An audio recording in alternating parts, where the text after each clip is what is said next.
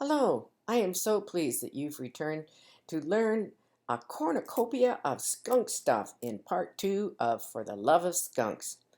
I am Laurel Beachy, the self-proclaimed skunk lady in Tillsonburg, Ontario. Please write down any questions you might have during the presentation and email them to me at lbeachy@rogers.com and I'll be happy to answer them. You don't have to write notes as everything I say, not the pictures though, are in the script which you will find in the booklet you can download. If the file is too big, email me and I will send it to you. I'm not a vet. I pay one. I'm a simple, small backyard rehabber who operates in my own home and in my backyard. I call it Skunk Haven of Dragon's Lair. Alas, no orphan dragons yet. I've been rehabbing for about 40 years, and over 30 of those have included skunks. I have a bad memory, so I saved all the information and put it into booklets to share with everyone. After about 2 months of age, skunks make generally no noise except for an interesting grunting growl noise or a high-pitched scream when in distress. Babies, however, tweet like a little bird, tweet, tweet, tweet, tweet, when happy, and grunt like a pig, grunt, grunt, grunt, when unhappy or wanting attention. They also make full use of the scream when losing a wrestling match during which they attempt to remove each other's ears. Now, striped skunks, which are in Canada and northern US, cannot climb. For one thing, their butts become big and heavy, and their nails are not razor sharp like a cat or a raccoon, and they are very thick and heavy like a dog's.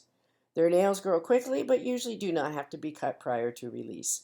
If it is necessary to trim them, hold a flashlight behind the nail to see the blood vessel and avoid it. Skunks are sensitive little souls. I have read that they are to the animal kingdom what frogs are to the amphibious kingdom.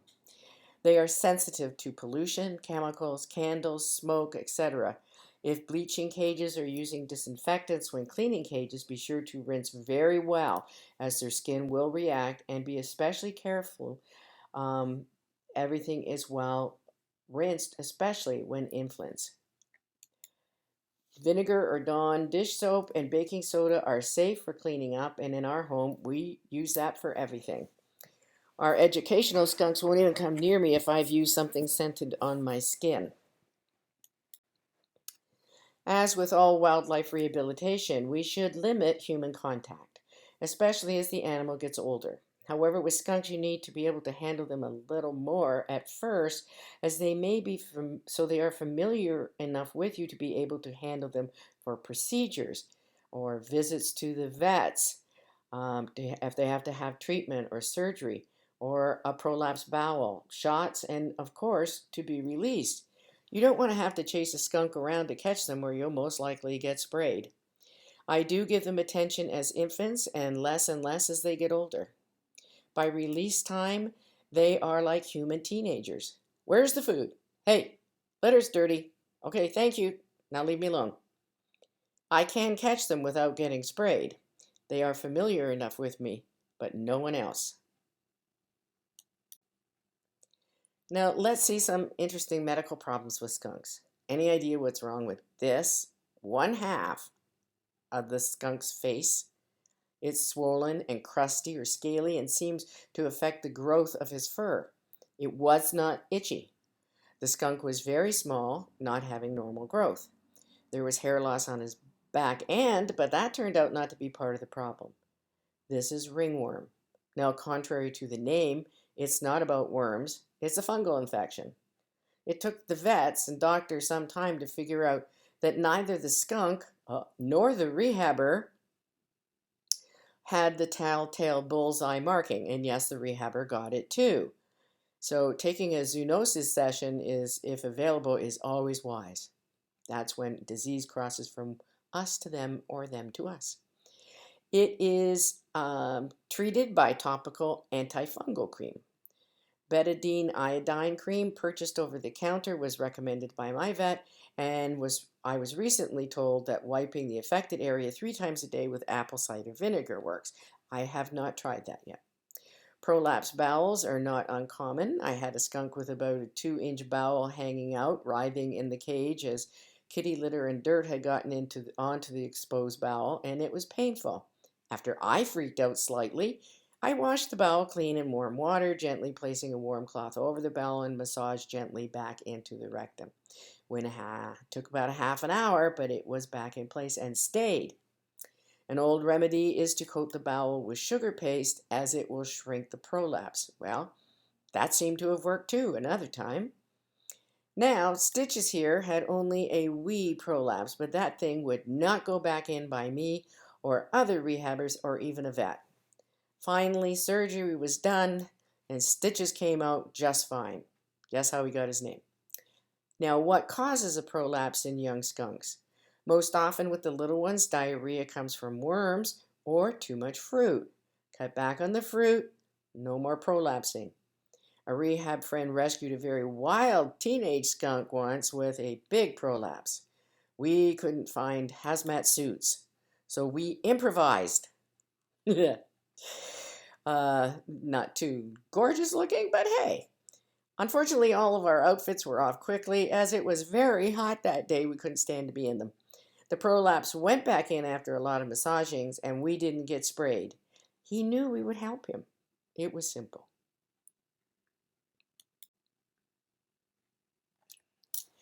This is Butch, who was admitted to my friend Carol's facility. He didn't look right. His teeth were in, so he should have been 5 to 6 weeks old, but he was way too small and light. He was very lethargic. When walking, he looked to have hip dysplasia, but mostly he just did nothing but simply lay there. From top to bottom, what doesn't look right? Well, on the whole, he had the body like a brick. Big head for the body. And then he had like almond-shaped eyes. No neck. The head appears to be right on his shoulders. Delayed hair growth. You can't see it quite well, all of his tail in this particular shot, but you will see it in a minute. Carol and I looked at Butch and asked each other, is it Down syndrome? Carol has had squirrels with Down and recognized the same, not quite look with Butch. Dogs and cats get it as well, with amazing similarities. Even though no one's done genetic testing on skunks to prove a missing chromosome, we can only say that it looks like it. Some of the symptoms are the same as hypothyroidism, but not all of them. So I got very curious. You're now going to see some close-up of some visual symptoms. First off, notice Butch's stripe. The stripe is not lovely white. Okay, in this picture, we can see the normal skunk on the left, round eyes, and Butch's almond eyes. Here, we have the size of a normal ear and Butch's big ear. We also have a big, beautiful tail on the normal skunk, and we have Butch's stubby little tail. Although they are the same size, Butch is older. Rehabbers and vets checked Butch out, and it took quite a while to figure out his problem. Then we realized he was anemic. His gums were not a healthy pink, and that was the clue that got blood work done and resulted in the discovery of hypothyroidism. So for the comparison, I used online, www.petmed.com, for the Down-like symptoms, and a textbook of veterinary internal medicine, an ebook by Stephen J. Ettinger and Edward C. Feldman for hypothyroidism. You are the one that sees something is wrong with the animal. You will need to try and figure out what it is. I did a comparison of visual symptoms with Butch, as I don't have a vet on my staff, just a husband. It's too involved to go into right now, but it is in the booklets. So I'm just going to go over the far right list, which you will see, which shows all of Butch's symptoms, but hopefully you'll get the idea and take time to look at it. The first column will be hypothyroidism in dogs and cats. The second column, Down-like symptoms in dogs, squirrels, and cats. And the yellow print notes the same symptoms of those in Butch. An asterisk notes the same symptoms between Down and hypothyroidism. Just so you know, there are 50 chromosomes in striped skunks and 64 in spotted skunks. They're mostly just down in the southern United States, though. The red heart shows problems which were corrected by drug treatment for the thyroid problem. You can see by the yellow print and asterisk along how closely related all these symptoms are. So, Butch the skunk. Original symptoms included slept an extraordinary length of time and became limp and almost unresponsive. Paced when awake until exhaustion. Delayed hair development. Capsule-like shape. Slow growth by weeks. Gums and tongues were pale. Mental dullness. Poor eyesight. Abnormal gait. Night screams. Short flat tail. Teeth delayed. Odd behavior. Clumsy and wobbly falling over. Very large thick pads on his feet. Small almond-shaped eyes. Large head for a skunk. No neck. Looked like no neck. Hypothyroidism was diagnosed, and the drug levothyroxine was started. Oh, I said that right. And most problems were corrected with it. Butch received treatment young enough that many of the abnormalities developed properly. Butch is a big boy, and a year later, this is him a year later, and the stripeless skunk is Shimmy, who had severe malnutrition and was quite small for her age. They did educational digs together. So it was very interesting doing this study, and I hope it will help. There were a number of symptoms that were not listed under hypothyroidism that Butch had. So as to whether it's down or not, when it comes down to it, visually, it's what we saw, which is why we use the term. So, animals and birds love free accommodation, from humans especially, if there is a nearby free buffet. But you don't want them there. So, what is it that's under your porch or old shed? What's under your new shed? Mama and her babies? No need to trap and move them or shoot or poison them. The answer is Pine Sol. Pour it around the shed, but not on them and leave the spot for them to come in and out of. Give Mom a couple of days and she'll move them herself. Now let's say you have squirrels or raccoons in your attic. Put the soak Pine Sol in rags, undiluted and original. If the Pine Sol is not enough to move them on, a safe utility light and or deep bass of modern music will. But you don't want so much of any of this to scare Mom away for good, only to make her uncomfortable. This solution seems to work for many animals and birds. However, I do not know about bats. I keep suggesting it to people, but no one ever calls me back with the results. I would love to know if Pine Sol works in the attic for them. So we're going to talk big, fully loaded adult skunks here. This is a photo of both an adult and an 8-week-old orphan skunk staken together so you can see the size difference. Dealing with an adult skunk is basically the same as we went over with the younger skunks, but they are bigger and stronger. The rescue is similar in that even an adult in trouble wants your help. Now, some rescues you don't have to trap them to help. Check YouTube for skunks in smoothie or ice cap or cans stuck on their heads, and you'll see, like in these photos, that the rescuer gets in front of the skunk where they can see him coming, possibly. When he gets close, they lean down quietly, talking, then they pull it off. Now, this can actually had to be cut off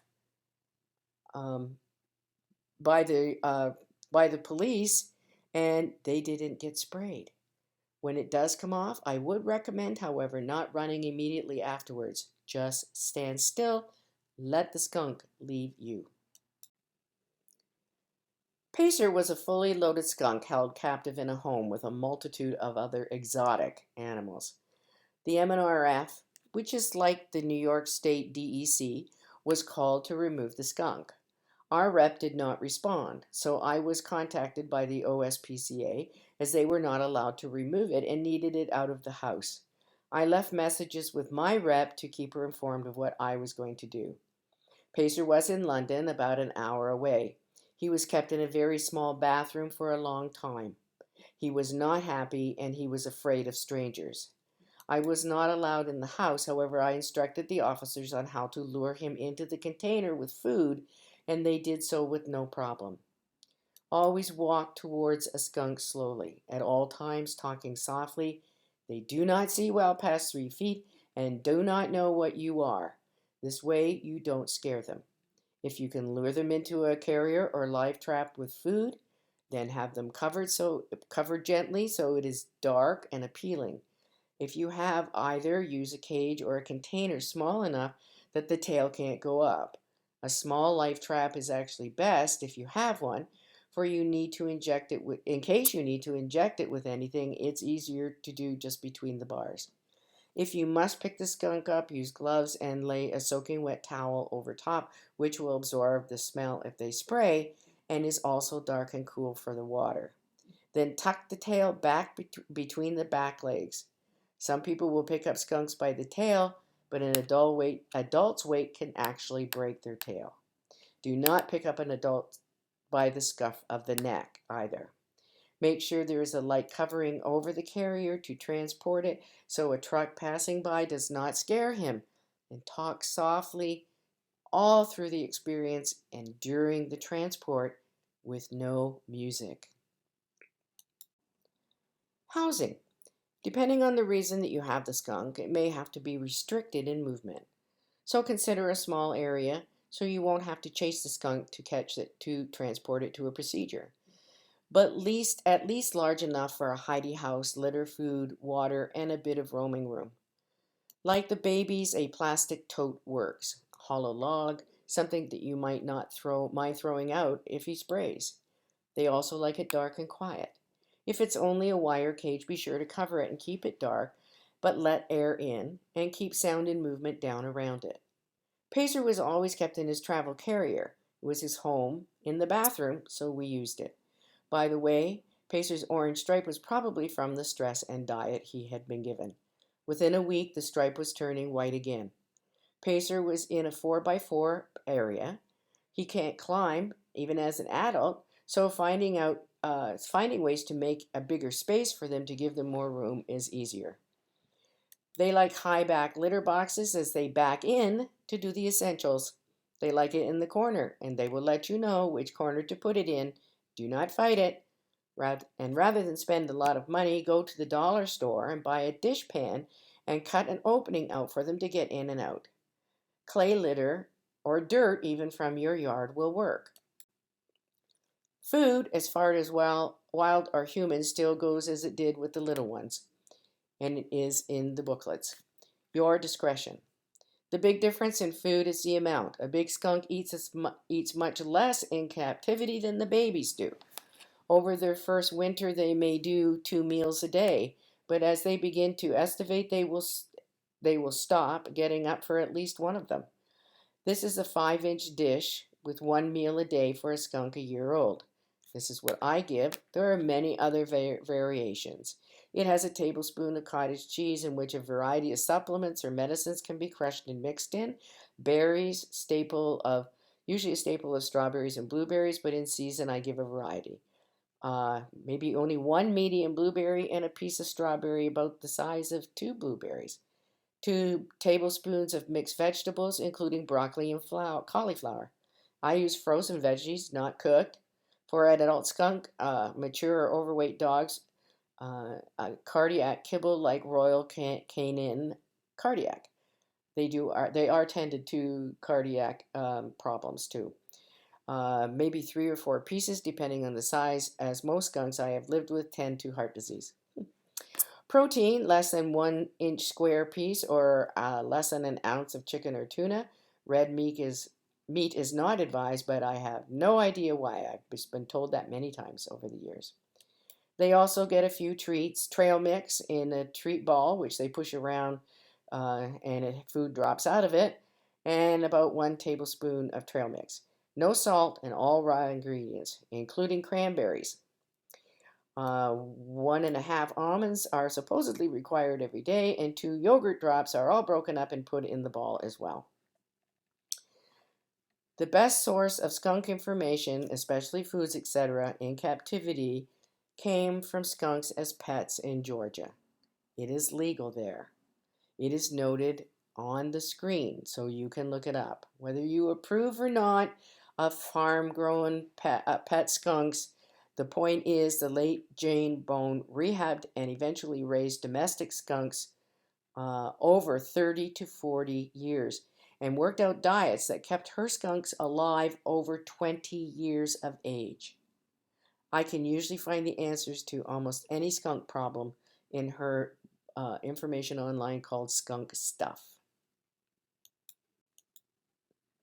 Daily supplements. If the skunk is going to be a long-term or permanently in your facility, you might consider a good all-around cat vitamin with taurine or give various supplements on your own. I use my own human supplements cut and ground up in their cottage cheese. This is cheaper than most animal supplements. Calcium is very important, 50 to 90 milligrams of calcium for good bones, etc. Vitamin D, 200 units. Our educational skunks rarely get outside, and all good Canadians, humans included, required in the winter when we don't get enough sunlight. Taurine, up to 250 milligrams, as skunks tend to heart problems. Omega-3 fatty acids, I use 40 to 50 milligrams of flaxseed oil or fish oil. Evening oil of primrose gets used about every other day, 250 milligrams. It's good for hormonal times, making a happier skunk, and a happier skunk is a happier life for us. Vitamin E, 200 units, consistent with healing, assists with healing. And glucosamine, chondroitin, MSM, 83 milligrams of glucosamine, 94 milligrams of chondroitin, and MSG. That's 1/6 of a 50 milligram tablet. It helps prevent and is super for leg problems or getting arthritis when they get older. These are to be changed in my booklet actually it's in supplement part 1 booklet. Every time I research this, I get completely different answers. So I have refined it again, and hopefully one day somebody will actually do some nutritional research on skunks. So here's an interesting thing. Skunks estivate. They do not hibernate. One thing that most skunk rehabbers don't ever get to see is a skunk estivating. If you have a skunk in your facility over the winter, you might get the opportunity. Skunks are not true hibernators. They go into a type of stupor which can be brought on from cold, heat, or drought. The body knows how to conserve itself through difficult times. Their temperature, heartbeat, and respiration slow down. They put fat on in the fall to prepare for further long naps, and in the dead of winter, when it's bitter cold and the snow is deep, they'll stay in their dens for several weeks. They still, however, need to eat throughout the winter, and on warmer days, they will actually perk up and get out. Interesting to note that these skunks living in heated and air-conditioned facilities with constant temperatures will still estivate, sleep more, and get pretty dopey, although they rarely ever miss a meal. So it's something interesting. Every skunk is different. Every skunk I've had has been different with this. Some go sound asleep, don't get up for a couple of days. Others never miss the meal. And this can happen in not only the cold of winter, but the heat of summer will slow them down, and droughts when they're not getting enough fluids will also put them in this state. If you are overwintering a skunk, what are you going to do about exercise? This is a super all-season cage for skunks, as it can be separated into 3 sections in the spring for 3 separate litters or different configurations, or opened for an adult or 2 in the winter. In this case, the height is for the rehabber, as skunks don't climb. They need floor space. They have no depth perception, which is why they fall into window wells all the time. So don't put anything too high that they can get onto and then fall off. It's actually more like a splat than a fall. Carol set her cage up for the photos for me. Leafy branches or evergreens, pine cones, weeds, all kinds of things can be put in and often will be dragged into their hidey house for insulation or moved all over to the log. This hidey house was made for one adult skunk. The insulation is covered on both sides so the skunk could not chew or ingest it. A thermometer is inside to make sure that the skunk's body heat is enough. This side has more logs and a litter box, and it would have a dirt box for the skunk to dig in or use as a litter box. Dirt bottom cages have pros and cons. Some cons are that they still require wood or cement base, so they can't dig out. Hardware cloth on the bottom just rusts and they can get out. So how do you get a skunk out of there if they happen to have dug down? Do you replace the dirty dirt with new dirt after each litter? Lots of pros and cons to think about. There's also, I think, a little more in part 1 on this. If you are overwintering a late baby skunk or litter, get them outside as quickly as possible to get their winter coat growing in. If too young, wait until spring. As kittens, they'll be much more active in the fall than an adult, but they too will estivate. Transfer their enrichment toys. If you have a single adult staying for a while and you try some enrichment stimulation. Toys used by cat kittens will either totally ignore after a sniff or rip to shreds or maul in seconds by a skunk. So if you give a toy of some kind, make sure that their innards are not harmful. By the way, they are attracted to catnip, which is a mild hallucinogen, but will go extremely weird and aggressive just smelling it. That's what I know with skunks. Cats, if ingested, can trigger a different receptacle in the brain and they become very lethargic. I do not know if it's harmful ingested in skunks. I could not find a study for skunks, just cats, so I wouldn't recommend it. Having lived with skunks over several decades, I can tell you that feathers are very popular. However, please use natural, not colored ones. Of course, there's always the ever popular bristles. The older they are, the less they play, though. For singles, please put in a stuffed skunk toy. They often will carry it around and sleep with it, and they love the real fluffy kind, which they can spend hours trying to destroy. If outside, they will sleep longer in the winter. Now, the wild skunks, depending on weather, stop estivating usually about March. They're hungry, and the females will start looking for a new den to live in. Even in captivity, they will begin looking for a new nest, so make sure you keep your doors closed. You don't want them in the house having babies. Another thing you might get to experience is the changes that occur when a skunk goes through what I call puberty from 3 to 6 months. They then get an oil in the gland which makes the stink stick to everything, and from this time on they can go into heat. It is not pretty.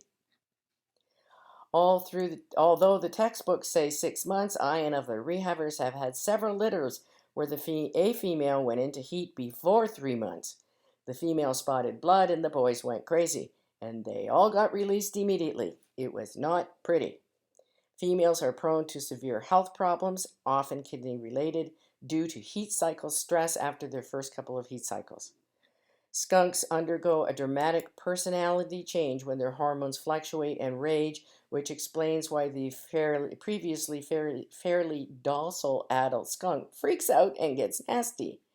The end result is biting and undesirable behaviorism in about 95% of males and 75% of female skunks. This is when your evening oil of primrose may help. Your vet might be able to offer help as well. No blushing, please. We are going to now be learning the sex life of a skunk. Adult mating normally occurs between February and March. Milder winters will bring out males in early February. Harsher winters may postpone the emergence of males a few weeks towards March. Yearling female skunks that were born in the last year will not be ready to mate in February. However, about April, the boys will come out and accept a mate. So love is in the air. But what if she does not love Pepe Le Pew? Hmm? Well, she will spray him to let him know, not today, I have a headache. Having seen skunks mating in a documentary, I can tell you this is not love. Rape is the only word I can possibly use. When the deed is done, however, the gestation period is about 62 to 66 days or 2 months. Mink and striped skunks exhibit a variable gestation period with brief periods of delayed implantation occurring if the females are mated too early in the season. Most mustelids, which is our western spotted skunks, badgers, marten, wolverines, etc., can exhibit prolonged periods of delayed implantation lasting several months. Not our guys. The average number of kits is 5 to 6, which are born between April, with the majority in May. And in Canada, that often is May to June. Now, when a litter of kittens will be born depends on when the mother was born and the harshness of the winter in the area. I do know for sure, because I did it, one litter from Woodstock had 14 kits in it. Way too many. Skunk quill. Never heard of it? It's the spray or liquid from their glands and worth big bucks. $40 Canadian for 30 milliliters. In the United States, that's $30 an ounce. They use it to lure other animals in to hunt or sell the oil to perfume companies. This is a descenting on a dead skunk by a hunter, cutting out just the 2 glands with the anus between them. These are blurry as I snipped it from videos, but they're the only ones I could find. This is both the glands with the anus in between. This is the opening, the anus, but you can't see the nipples inside. This hunter did 3 removals, all different sizes, and extracted the quill to sell. Here is the extracting the quill by syringe, which deflates that gland. If you're blessed to get special permission from the ministry to use non-releasable skunks as educational animals, they must be descented, spayed, or neutered. In a moment, you'll see how a veterinarian extracts a gland. Over the last 25 years, I've been blessed to have a few. So this needs to be done by about 3 months of age for both the sake of the skunk and the vet, especially the spay, and especially you want to get them spayed or neutered. This is Dolly, a blind skunk being descented 1 gland at a time. Okay.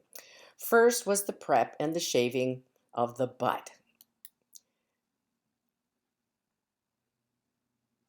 Finding the scent nipples was very difficult. Detach the nipple. Yes, the first one spritzed all around. And here comes number 2 nipple. And then here, then you pull out the scent gland very, very gently. Really gently. That breaks your dead. Finally, out it comes and all is done. This is Scooter the skunk being prepped. It took much longer to get permission to use this skunk as an educational animal, and at 4 months the glands were almost the size of golf balls. That was a problem, as the vet had never done a skunk with that size of gland before.